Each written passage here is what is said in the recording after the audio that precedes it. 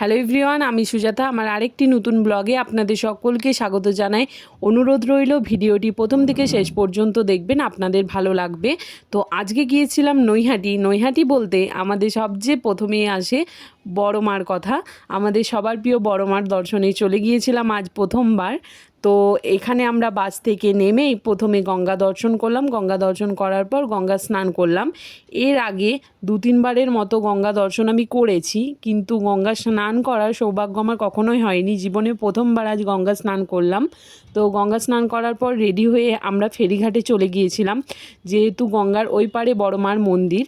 তো ফেরিঘাটে করে গঙ্গার ওই পারে গিয়ে বড় মার দর্শন করতে চলে গিয়েছিলাম। তো এখান থেকে বড় মার দণ্ডি কাটা হয় গঙ্গার এই ঘাট থেকে। এখানে গিয়ে প্রথমেই আমরা বড় মার লেখার যে তিলকগুলো হয় সেগুলো নিয়ে নিলাম। দেখলাম দেখতে খুব ভালো লাগছে, এই লেখাটা সবাই নিয়েছে তার জন্য নিয়ে নিলাম। আর এখানে পুজোর ডালা নিয়ে নিয়েছিলাম 101 টাকা, 51 টাকা, যার যেরকম সামর্থ্য সেরকম দিয়ে সবাই ডালা নিয়ে নিচ্ছিল। তারপর এখানে লাইন তো প্রচুর লাইন, আর শেষ হচ্ছিল না।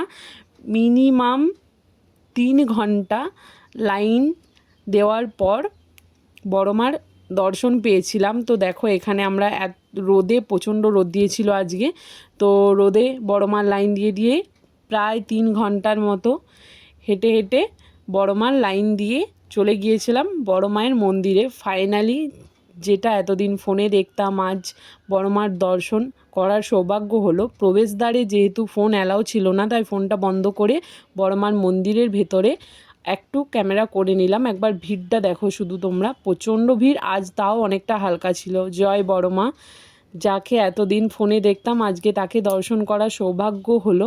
সত্যি অপূর্ব মায়ের মূর্তি।